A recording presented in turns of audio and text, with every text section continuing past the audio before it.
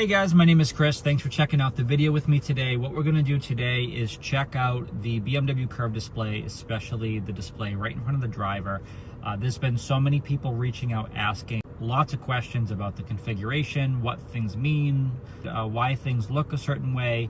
So there clearly was need for a deeper dive of this portion here that you're seeing of the curve display. So what we're going to do today is break everything down so it makes much more sense for you. So what we're going to do is we're going to start at the very bottom, right down here, and we're just going to understand that everything down there is fixed. So no matter what we talked about today, whatever changes above it in this top portion here, nothing will move or change down there except minor things like if in different driving mode, if there's warning or notification or check control messages, different symbols can pop up down there, but it's not anything that you can customize. So it's not something you need to get any sort of confusion about. That is going to be fixed. So we're going to start in the corner down here. In this car, it says park and it says auto H. If you're using the auto hold feature, that is where it's going to show you in green that auto hold is actually enabled. Now, because when I move the car and I put my foot on the brake and I put it in park, that's why it says park. Okay, so I have two things lit up right above each other. They are relevant, and you can also see that in the center console if you were looking over there. Right below it, there are two different indications about how much fuel we have in the vehicle. The first thing that you're going to see is the 490 right there. That is showing you a digital readout in terms of numbers, how many miles you have until you need to fill up the gas tank. So that is what that's going to indicate. Right below it is a white line. Now that white line is indicating that we are basically at a full tank of gas. When we're over at the 1, that is the full tank. Slowly this will start to creep over to the 0. It will eventually turn yellow when it's low enough, but you have two indications of understanding of what is happening with the fuel tank.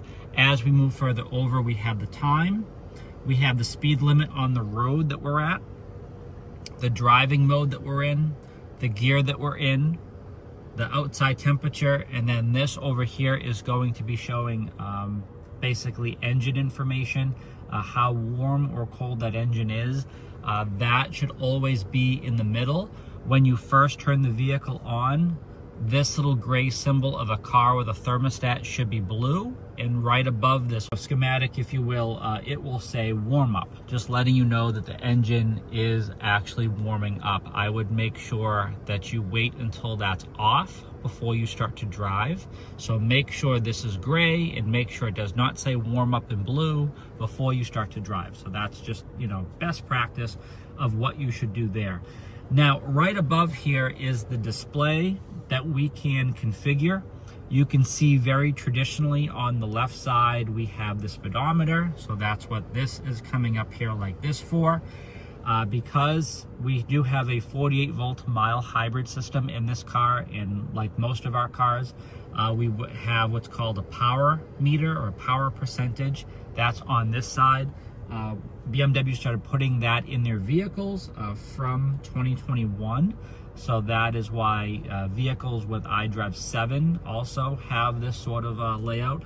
A lot of people are confused as to what exactly this power percentage is telling you. And what it does is, if you're driving, if you haven't looked too closely, is there's a white line right at 0. And the reason why it's 0 is because we're not using any power essentially.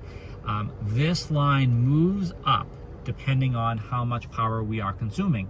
Sometimes when you're braking, this line goes down into this blue battery area, and that little picture of a battery will light up, basically telling you that's part of it's charging the battery, and it's all part of that, which is really, really efficient. It's part of BMW's efficient dynamics. That is something that they've done for a very long time. So more on what the power percentage is, just so you understand that. What this power meter is indicating, it's the percentage of the engine's power that is being used in real time. So it's ranging from 0 to 100. So that's why you see the 0 here. It goes all the way up to the 100 over there. Now, while driving, it typically hovers around 20%. So I typically see it kind of right below the 25 right there. Sometimes it's even lower, if I'm, in Eco Pro and I'm using even less power, because that is all tied into that.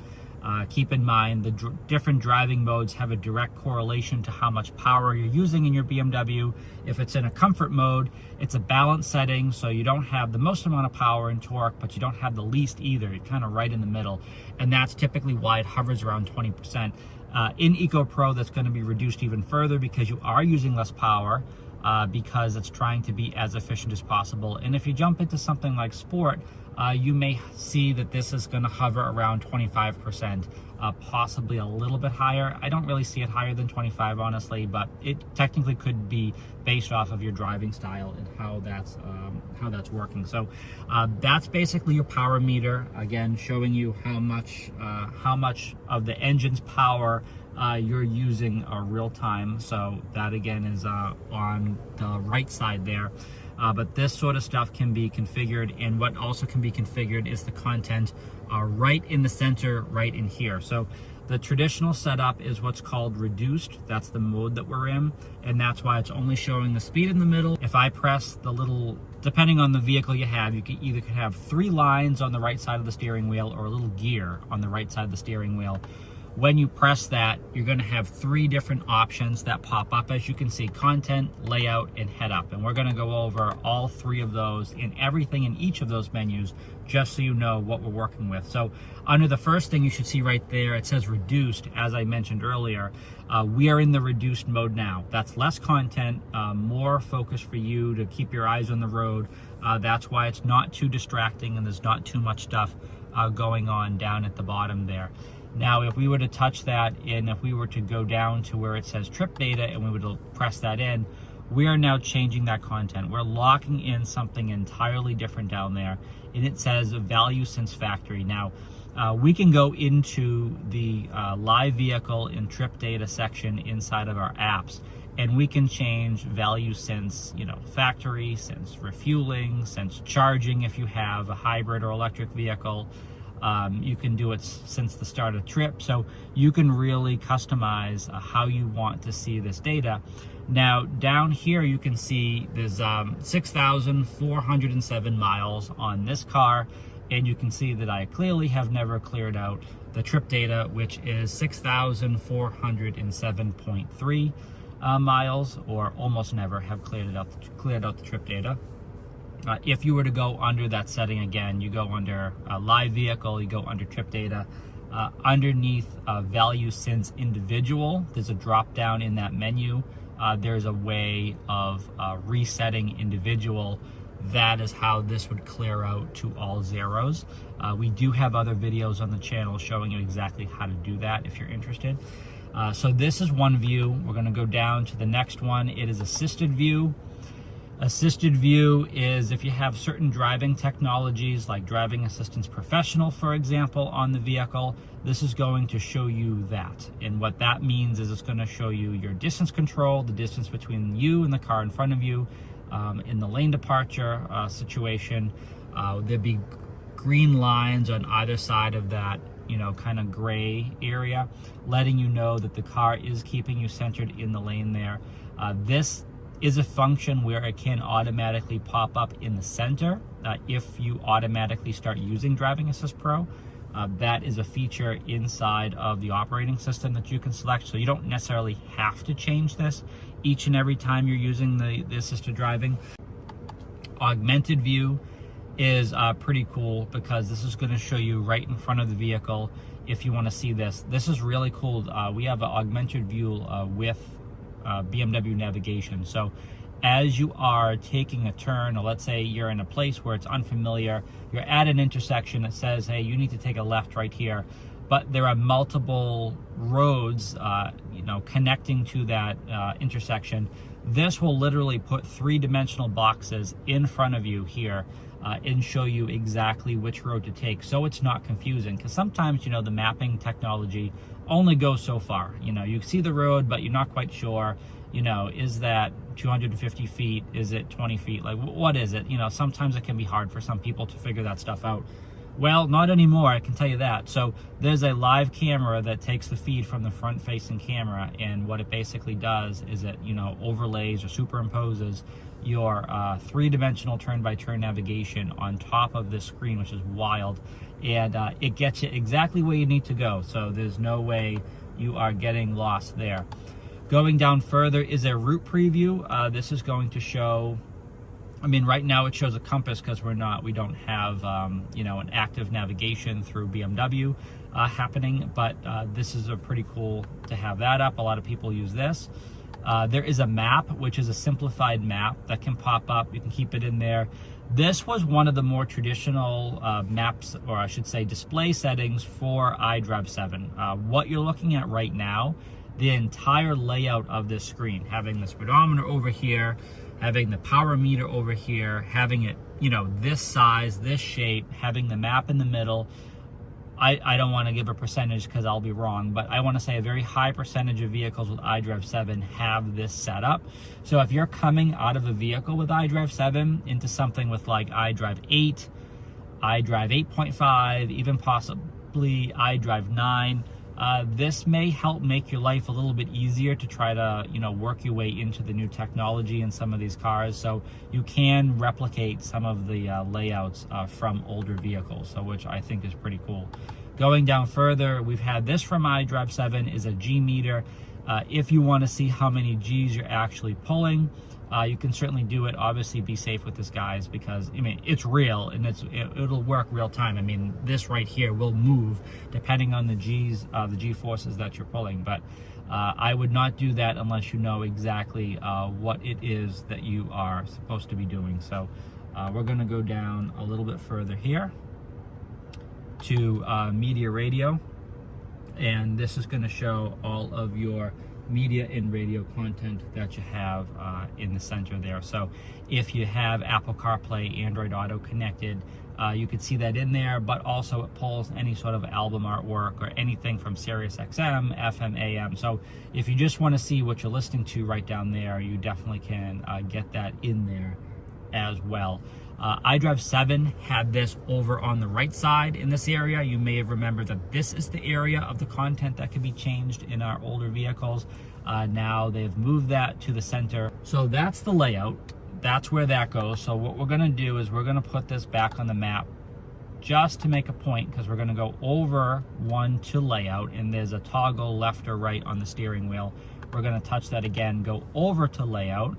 We're going to start at the very top, which is more of a reduced setup. So what you have here, actually, it's more of like a sports setup, to be honest with you, because like in the M4, in the M3, and things like that, this is what you see when you drive, because it's a more focused view.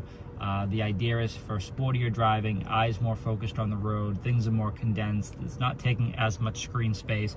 So it's pretty cool that they've adopted that and brought, you know, full M-Car setups into our other vehicles. So you can still see the speed in the gear. They are larger, but they are placed lower. You can see there's more screen space on the left and right side there, but you still retain this, the speedometer, you still retain information on the right side. But notice now you have your traditional RPMs. So if you are looking for the RPMs and you don't really care about the power meter, you might want to change the layout of your display, because that would certainly achieve that option. A lot of people want to know, like, how do I get rid of the power meter? That's one way right there.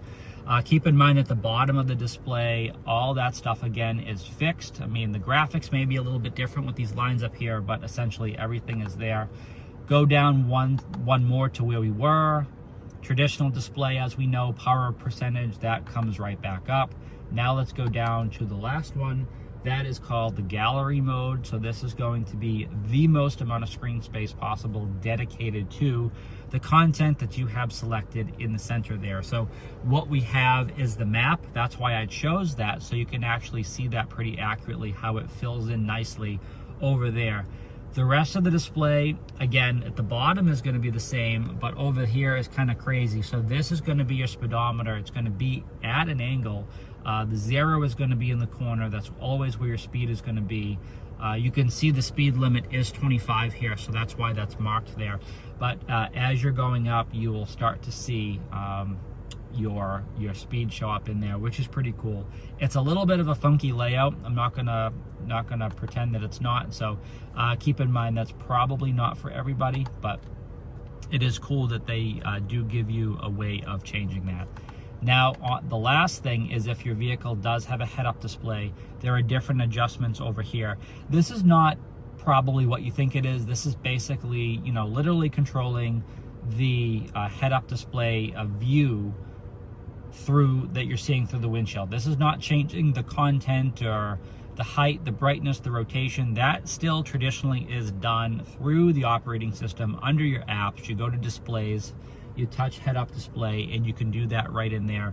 What this is doing is actually different viewpoints of the head-up display. So what I mean by that is the very first thing is called a standard view. That's where I usually recommend people keep it. I know you can't see it says that. I'm kind of looking at it in the head-up display, and that's the name of it. So you have the most amount of space possible up there for your turn-by-turn navigation, for your speed, you know, speed limit, the speed that you're going, all that information. Again, it's only going to present information as needed. The only thing that stays fixed up there the whole time you're driving is the speed limit and the speed that you're going. And of course, if you decide you don't want to have the speed limit up there, you can always take that away, just like this one right down there. And configuring those sort of settings is again done inside the operating system under apps and displays. So beyond the standard view, we go down to what's called a directional view. That is just putting a compass up there. So the same compass that we saw in the center display of this screen right here, we could also see in the head-up display. We're going to go down again. This is called Assist View. That is, again, the Driving Assist Pro package view, if you want to think of it that way. So it shows you the distance control, the bright green line of the distance between you and the car in front of you, the side markers, the green lines keeping you centered in the lane. Of course, any passing vehicles, if it's a box truck, if it's a motorcycle, a compact car, all those things are rendered accurately on the display in the assist view. So if you don't want to have it in the center here, you could have it in the head-up display. The next thing is called a sport view, which a lot of people don't really do exactly, but it's kind of a sportier, more dynamic view if you're interested in that. And the last thing is a reduced view, which literally just cuts down the amount of space that the projection takes up. So if for any reason, based off of the configuration of your seat, things get cut off and you're just getting aggravated because you've lowered the head-up display 1,000 times and just can't figure out how to do it, well, you might want to reduce the head-up display projection entirely. That way you're only keeping the essentials up there and you're not losing anything because you've just condensed everything. So that's a pretty good idea as well. So that is going to be everything you really need to know about the display directly in front of the driver here. Hopefully that has been helpful of a nice breakdown, understanding all of that stuff. Please make sure you check out the links down below. We have a lot of good things down there that you may like if you like this video as well. Please make sure you subscribe and you stay up to date with the latest content such as this, so you can always learn the latest tips and tricks and all the cool hidden features of your BMW. So again, my name is Chris. Thank you so much for taking the time to watch this video with me. Definitely looking forward to making more videos like this in our new vehicles to get you guys all up to date with all this stuff. Thanks again for watching, and as always, stay healthy and safe out there.